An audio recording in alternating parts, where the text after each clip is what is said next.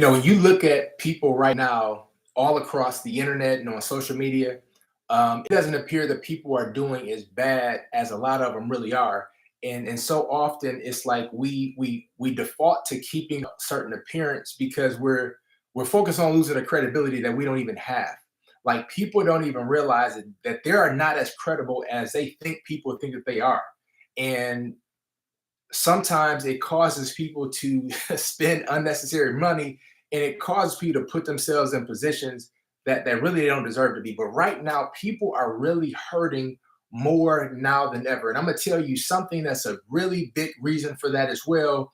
Is when you think about inflation and you think about the cost of living has skyrocketed a lot faster than people are making money. Like the wage that people have right now has maybe gone up, let's say 5, 10% in the last 3 years. But the cost of living have gone up 20, 30, even 40%, depending on what you're buying. So it's like when you think about how much money people make compared to how much it costs to even live, it's not keeping up. And we can point so many fingers as to like why that's happening, and it's their fault or this fault, but that's still not going to stop your situation. It's still not going to stop what's currently taking place.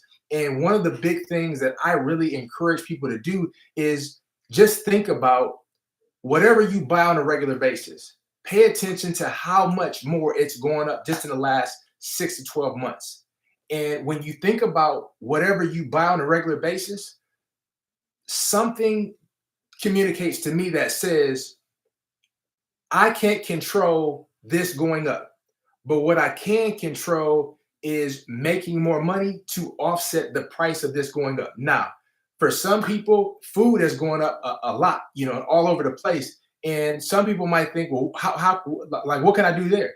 For a lot of us, we can start growing our food. Yeah, it might not be, what we bought from Walmart or Whole Foods or what have you, but starting somewhere can help us to get from where we are to where we want to be. And then some might say, well, you know, I don't know where to start. And even if I did know how to start, like it's going to take a lot of time for it to happen. And the reality is this: later on is coming, regardless of what happens now. And so the best thing you can do for your future self is to plant seeds right now that your future self can benefit from, can eat off of, and can thank you for planning for weeks, months, and even years down the line. Because a lot of times people, they just feel like, what's the purpose? Like what's the purpose of me planning this now if I can't eat on it now? And when you think about where you are right now, had you planted something previously, then you wouldn't feel how you feel now. And so how we feel right now could be an inspiration for us to not feel that even worse later on. And so like preparing and putting things in place right now to ensure that we're going to be better off later when we get there than we are right now. But the cost of living is skyrocketing. And that's something that a lot of people are not talking about. Like they're just talking about inflation and not having enough money. But a lot of people are not just thinking logically about the cost of living going up a lot faster than the money that they're making. And so when you think about that, some people, they work at a job, so they're like, well, what can I do? Like, what can I do to make more money faster because I work at a job? I can't force my employer to, pay me more money because the cost of living is going up. So you hear about side hustles all the time. And so sometimes a side hustle might be the great way to equalize the income that you're not making fast enough to the cost of living that's taking place. And something that a lot of what we see is when it comes to groceries, when it comes to gas, when it comes to all of the things that you buy, those things are going up. And a lot of times they say that they're going up just because of COVID prices or everything else is going up. But when you really think about that market, they're just hiring their prices because they can. It's not really anything that's impacting their prices outside of people on the other side willing to pay it. That's it. Now, for some, there is a direct connection. You can clearly see that, yeah, they have to charge more because this over here is going up and price of gas is going up. And so the transportation cost of that. So there are some legit reasons why people have to charge more just to profit and stay in business. But for others, like they're just, hiking up the price or increasing the price, however you want to look at it, just because they can. Like they're just using it as an excuse. And why do I even bring that up? I bring that up because the businesses, the entrepreneurs, the different programs that are hiking up these prices, and they're saying, hey, the cost of everything is going up. Those are phenomenal opportunities for you to have a side hustle on. So you can go and sell some of these products or services, and even though the price is going up, the price that they're willing to pay other people to sell some of these different products and services has also gone up. And so that could be an equalizer, even if you have a job, because I totally get it 100%. Like if you work at a job, like you can't get your employer or force your employer to pay you more money. And that's another reason why even if you have a job, like I really encourage and even challenge people to have some type of side business of their own. And people can have a business even without being an entrepreneur naturally. But having a way for you to make money outside of somebody else dictating how much you make and when you get paid and how you get paid, and even if you get paid, I think is very, very critical, especially if you have a family.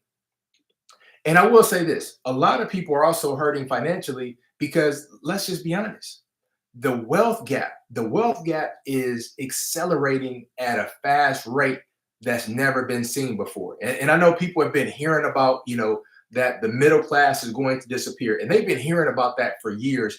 However, we're here. Like we're here right now.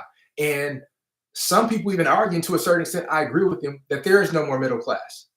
Like what we see are remnants of a middle class. And when the dust settles, we'll see what side that they're on. But to a certain extent, there is no more middle class, because when you think about what middle class meant years and years and even decades ago and how they lived and compared to how people are living now, they're like a lot of people are not middle class, period.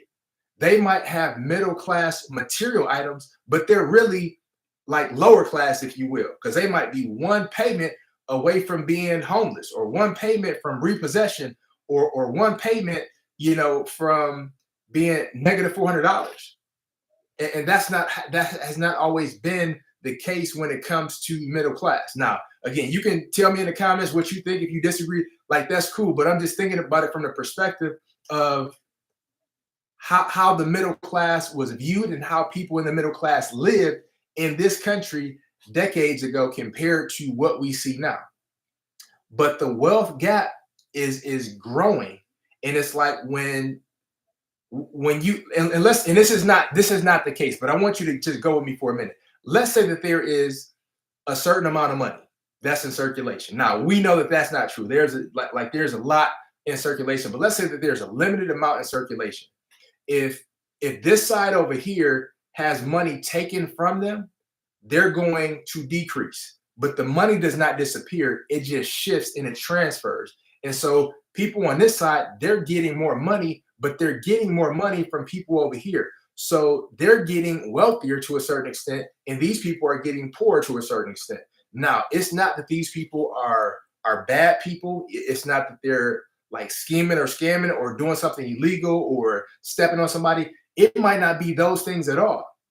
It could be that these people are providing something of value that these people find more valuable than the money that they have, and they're willing to pay their money, even though they go deeper, into debt, and even though like their money is leaving them, but these people, they find something more valuable than the money that they have, and they're willing to pay these people over here their money to get this value that they're currently providing.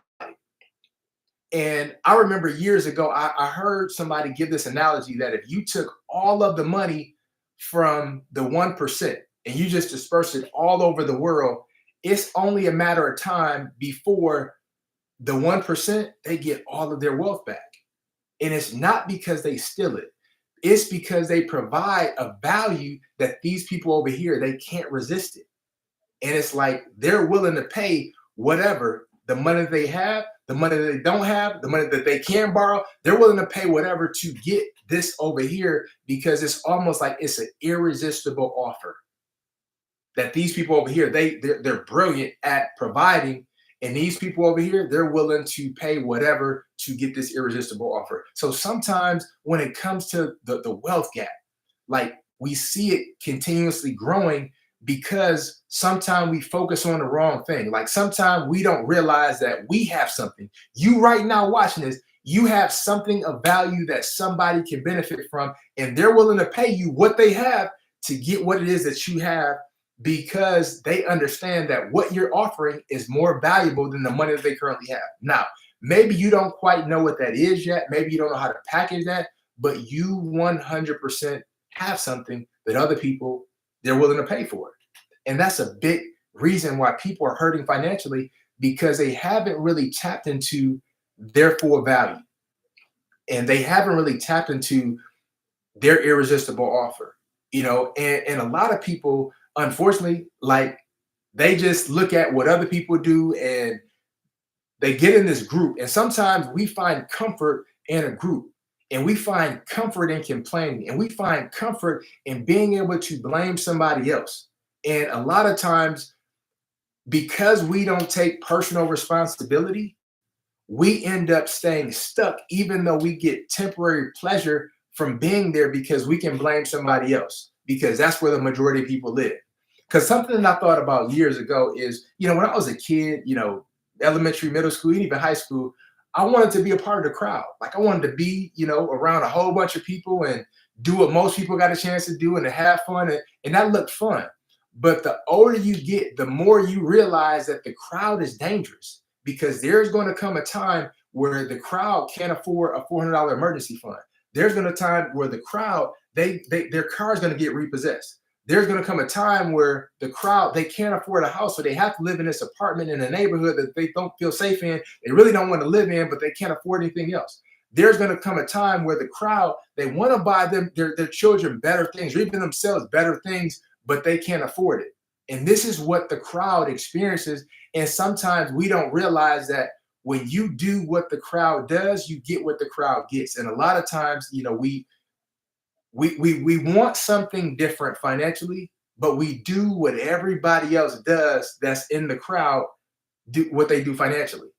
And it's like you'll never get what most people don't have if you're constantly doing what most people do. And again, I know we've heard like some version of that on some level.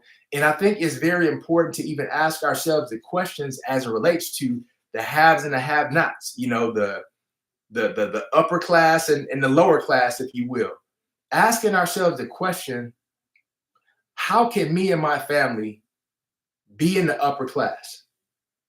What can I do right now to ensure that the future of my children and myself and the people that I love, what can I do right now to ensure that they're in the upper class, if you will? I'm not even talking about the 1%. Hey, but I'm not trying to limit you either.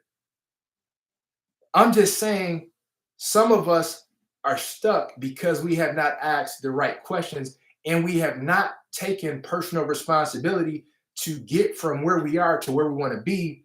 And I think one thing that's really dangerous and is happening right now is that people are hurting financially because they're trying to maintain an image.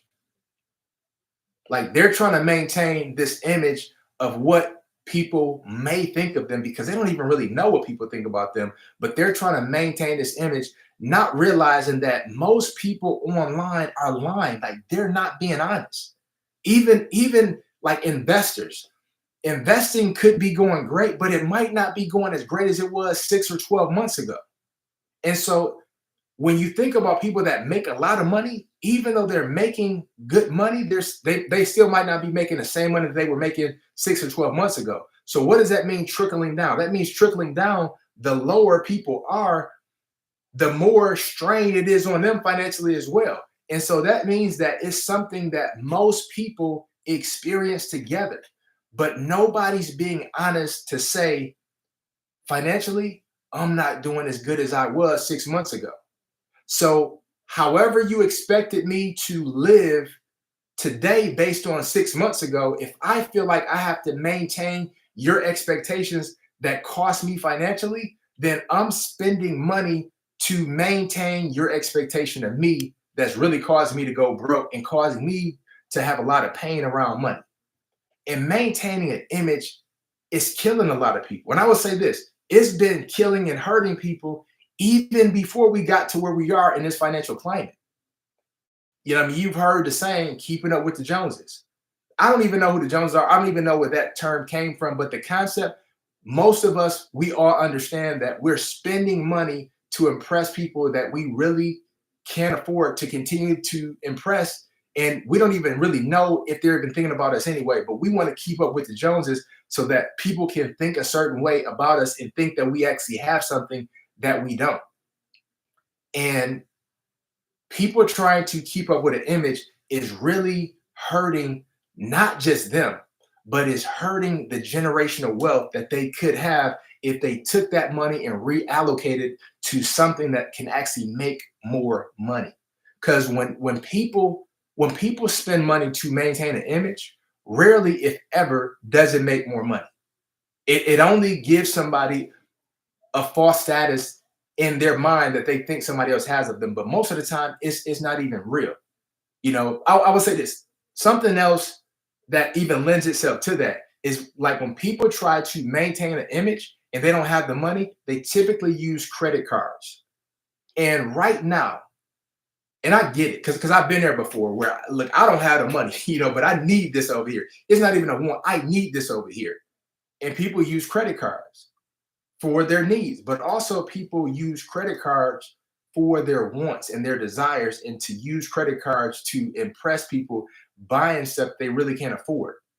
And right now, man, the average credit card, like this is not even, like rare, but the average credit card right now is a 20+% interest rate.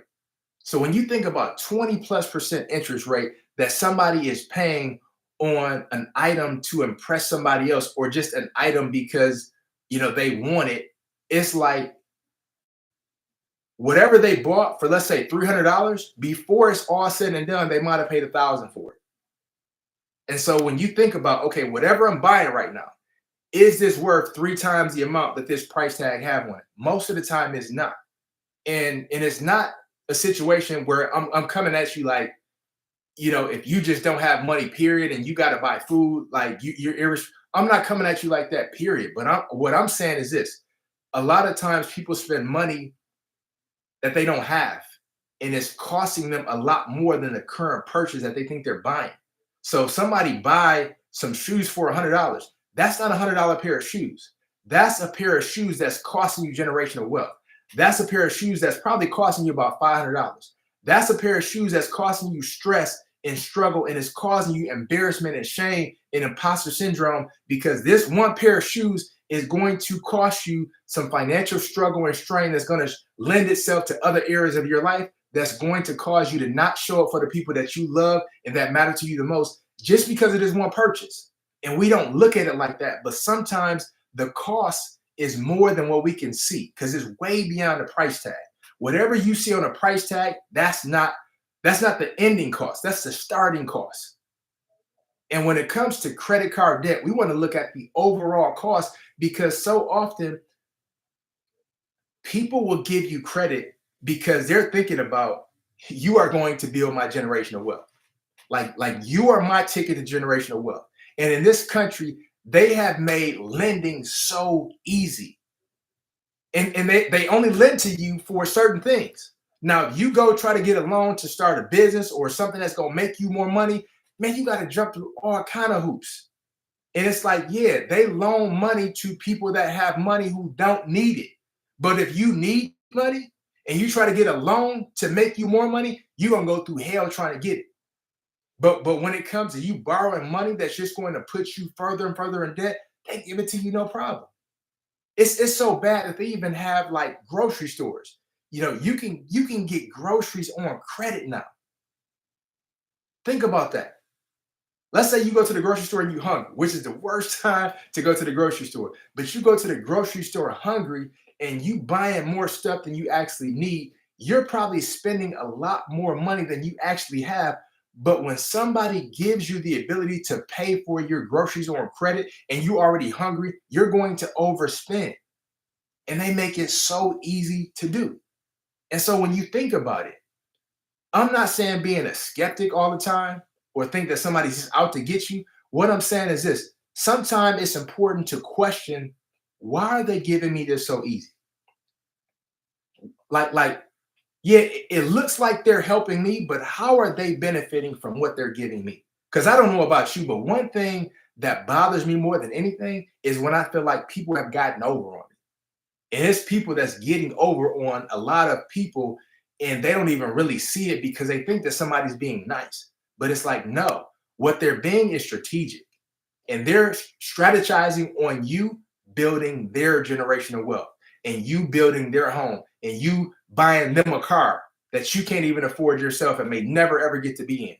But people are hurting financially because they don't even really see what's taking place. And what they see taking place is something that they feel like they can't even change.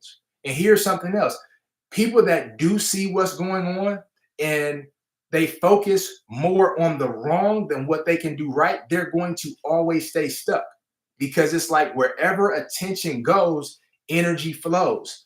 So if your attention goes to negativity, debt, inflation going up, I can't afford it, like that's where all of your energy is going to be at.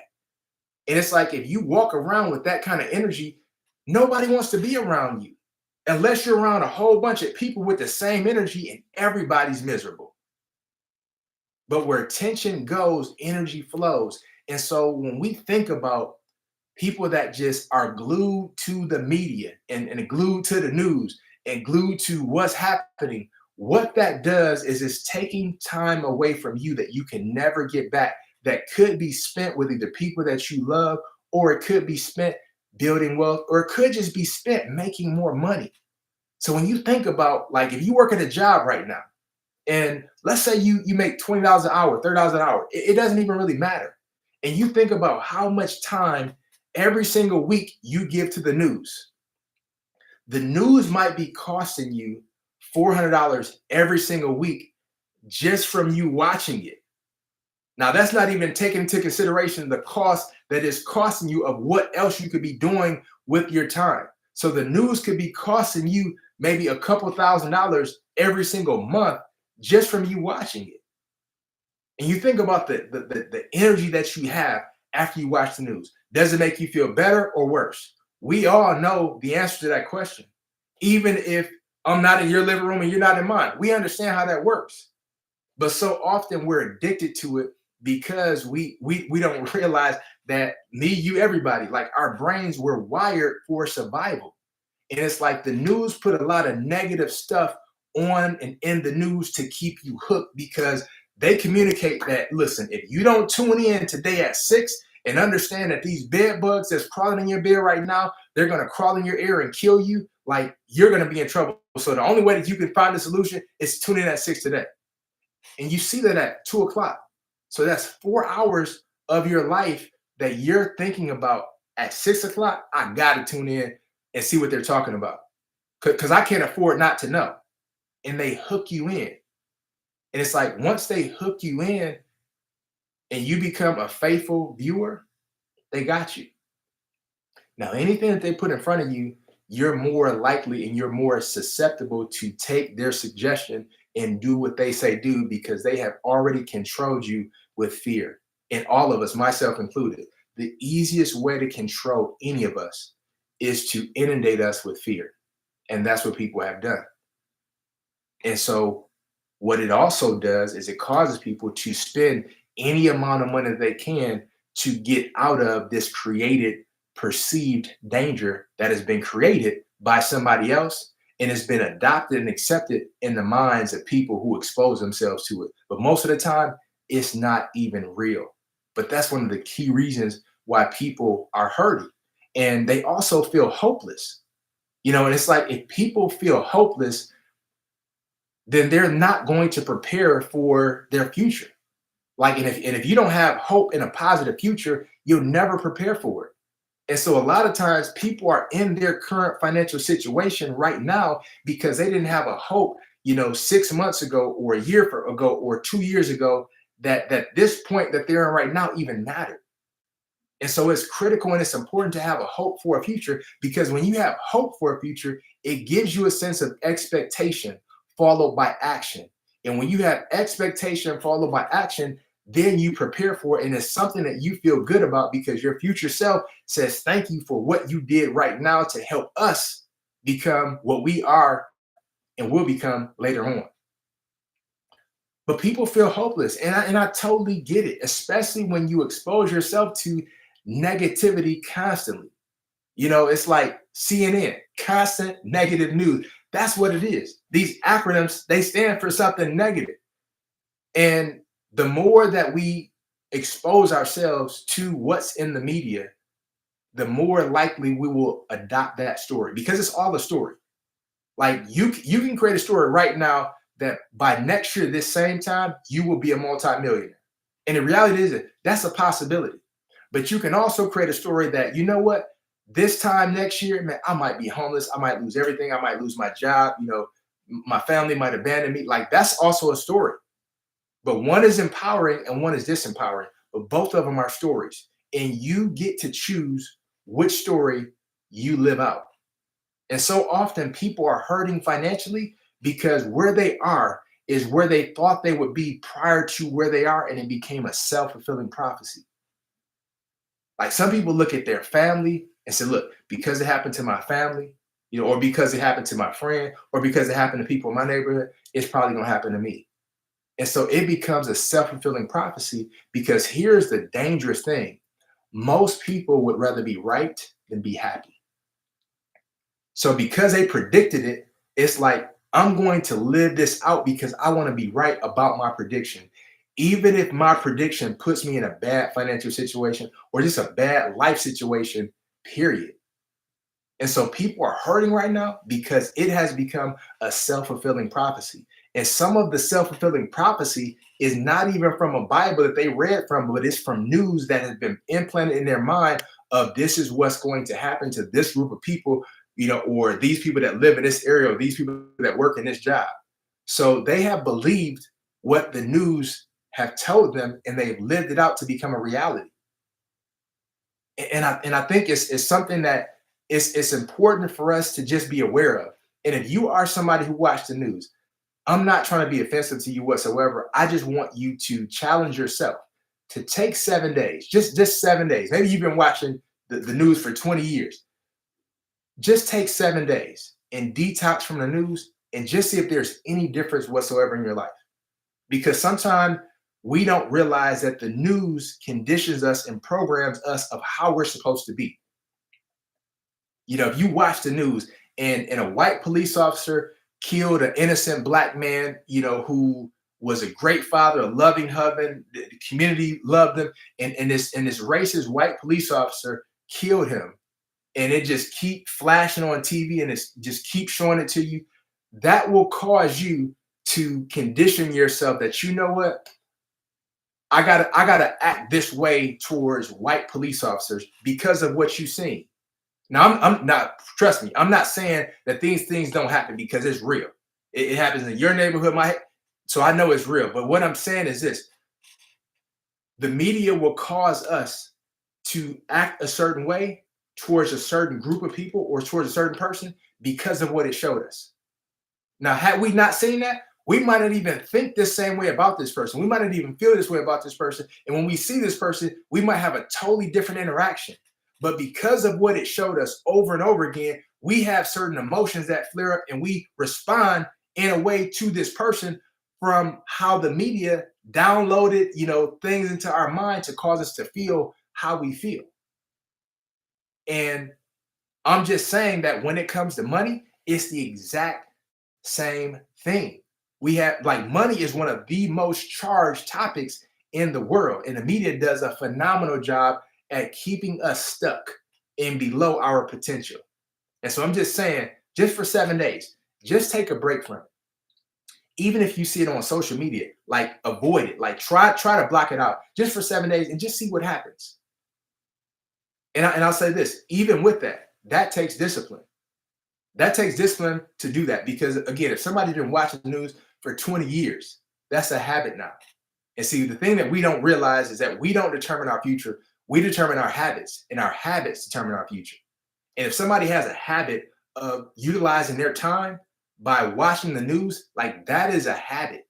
And the news causes somebody to act a certain way accordingly.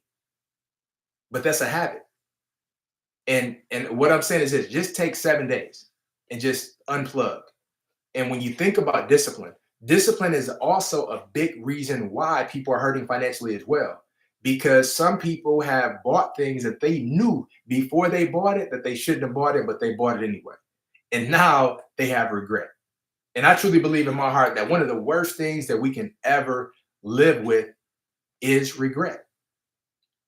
And financial spending is one of the largest regrets that most people experience and most people have because they're not disciplined. And sometimes the only way that you could be disciplined in the moment is to prepare for what you're going to do before you get there. Because when you try to prepare in the moment, it's too late. It's very difficult to overcome that situation. And so the thing that's best for a lot of people to do is to, in advance, determine that they're not going to buy this, especially when they feel a certain way. Because a lot of times people shop just to cope with pain. People shop just to cope with trauma. People shop to feel good about themselves because they're really not dealing with that other thing over there in their lives. But when it comes to purchases, period, when it comes to buying things, we buy on emotion and we justify it with logic. We buy on emotion and we justify it with logic. No matter, like almost no matter what it is, that is universal. It doesn't matter if it's a watch, if it's a phone, if it's shoes, if it's cars, if it's houses, if it's clothes. We typically buy on emotion and we justify it with logic. And sometimes we justify why we deserve something. We sacrificed all of this, or we went through this, or what, I went through that bad breakup or that trauma or whatever. You know what? This is actually going to make me feel better. And this happens with food a lot as well. Like people eat to deal with their emotional trauma. They eat when they're triggered emotionally, and people spend when they're triggered emotionally. And one of the best things that we can do as it relates to that is just having awareness. Like, because people do it unconsciously because they've been doing it for 5, 10, 15, 20 years. So they don't even realize what they're doing because it's so automatic that it's unconscious to them. It's just something that they do. But I challenge you to consider this when it comes to you spending. Like the next time you spend money, like ask yourself, am I buying this on emotion and am I justifying it with logic? Or is this something that's truly going to improve my life and make it better? Now, hear what I said. I didn't say make you feel. I said, is it going to improve the quality of my life and make it better? Because there are certain things that we feel will improve our lives, but they really don't. They just satisfy our taste buds in a moment, but they add to that debt that we're just keep accumulating at that 20+% interest rate on that credit card where we pay the minimum balance. And those shoes that we bought 5 years ago, we still gonna be paying for them 10 years down the line because we just keep paying the minimum balance, and we don't realize that, man, we paid for them shoes about 10 times over before we ever got to the end of that payment, if we ever get to a period. And so again, people are hurting financially for so many other reasons. And I'll say this, sometimes people are hurting financially just because they lack financial literacy. Like a lot of times people just they just don't know. They don't have basic knowledge, and they're ignorant to a certain extent, like not in a bad way, but just in a way that they just don't know. And maybe nobody's never told them before. Their parents never told them. Nobody really exposed them to them. And it gets to a point where even if nobody has ever told you before, it might not be your fault, but it's now your responsibility. And sometimes people don't read, like they don't watch videos like this, they don't watch channels like this. And so I want to number one, just like honor you for even being here this long and watching this, and hopefully you get something out of it. And I would love to hear your thoughts in the comments in terms of why do you feel people are hurting financially right now more than ever. Maybe it's something that I didn't say before, but whatever you have value. Again, we can all learn from each other. So I would love to hear your thoughts as well. But just like common financial literacy is not common amongst a lot of people, especially, people that look like us, or that live in certain neighborhoods, or just don't have access because of how and where they grew up. However, even though that might be true, we still have a responsibility to learn it so that we can actually take responsibility for our own financial future. And hear me out. I'm not like, this is not anything to do with race whatsoever, or even class for that matter, because I really believe that the greatest force that can hold you back is you. Like you and I and anybody in this world, we are the most dangerous enemy that we'll ever face, because we all have an enemy within. And it's like every single day we have wars and we have battles. A war ends, but a battle is continuous. And it's like, as long as you continue to win that battle with the enemy within, more days than not, then you'll win in the end. But we all have one. And just taking responsibility and determining in advance that we're going to succeed will give us a best chance for that to be our experience, because so many of us, we are waiting on somebody else to teach us. Like we're putting our financial future, we're putting our generational wealth, like we're putting the things that we could be experiencing right now in the hands of somebody else, because we're waiting for somebody else to teach us something. And it's like, there's a lot of situations where most of the time, nobody's coming to save you. Nobody's coming to save me. They might give us a raft, they might give us tools for us to save ourselves, but they're not coming to save you, and they're not coming to save me.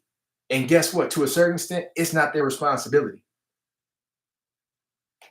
However, because we have these tools, whatever we want to find, like it might be in a book, it might be on a video, we now have resources that we didn't have before. And people 30, 40, 50 years ago that lived, they might have had the excuse to say, nobody's ever told me, I didn't know it, I couldn't have access to it. But fortunately, you and I, we don't have that. Like, we can't use that as an excuse because there's too much information out here. And so the thing that I want to encourage you to do is think about, what can you do right now to move yourself forward? Now, I'm not going to use the saying, pull yourself up by your bootstraps. I'm not saying that, because there's a lot of people, they don't have boots, period. They don't have straps, period. They don't have anything they can even hold on to pull up, period.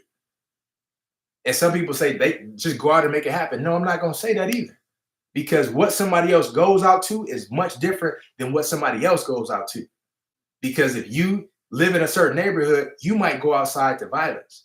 This person over here, they might go outside to a country club. That's two different environments that have two different opportunities, that have two different worlds that they actually live in and go out to. So just telling somebody to go out and make it happen, that's that's not realistic for everybody. Now hear me out. I'm not saying that people can't make it happen. I'm saying that it's just not as simple and easy as people make it out to be. But however you want to view it or look at it or whatever, taking personal responsibility is critical. Like that's important. And I do want to make mention that I really believe, going in with this, that a lot of people are hurting financially is because other people planned it. Like, there's a lot of people who plan other people's poverty. They plan your demise, they plan your downfall, because they think about people a certain way, they view people a certain way. And the thing that somebody told me years and years ago is to never let somebody's opinion of you become your reality. And even if somebody has an opinion of you, it does not have to become your reality, because if you allow somebody's opinion of you to become your reality, then you've successfully allowed them to plan your poverty. And that's the thing that you're going to stay stuck living in for the rest of your life. Now, I want to acknowledge that. I want to acknowledge that people plan all of our poverty, but it's our responsibility to take the path that we're purposed to take, not the one that was planned for us because they want us to be impoverished. Because when you really walk in your purpose, no matter how much somebody planned for your poverty, you're always going to overstep it. You're always going to overcome it. And there are certain times where the people that plan for your poverty, you know, things might be used by them specifically to propel you to even go further. Like they set a snare here and you fell into that snare. And somehow people want to pay you millions of dollars to share your story of how you fell in this trap and how you got out. But they planned it for you. Because sometimes what people mean for evil, it turned out for your good. And so even though people might plan your poverty, it's still your responsibility to take hold of your financial future and create it to be what you want it to be. And here's the thing, even though things might look a certain way around you, give yourself the ability and the freedom to think about, if there was no limitations whatsoever, how would you create things to be? Like what does your ideal life look like? Because when you at least give yourself something to hope in, you now give yourself the ability to create a story that will provide evidence and resources for that to potentially become your reality. Now, you may never experience that, but you can have a whole lot of fun and a whole lot of enjoyment on the way to getting to that destination. Now, I'm also not saying that you can't get there.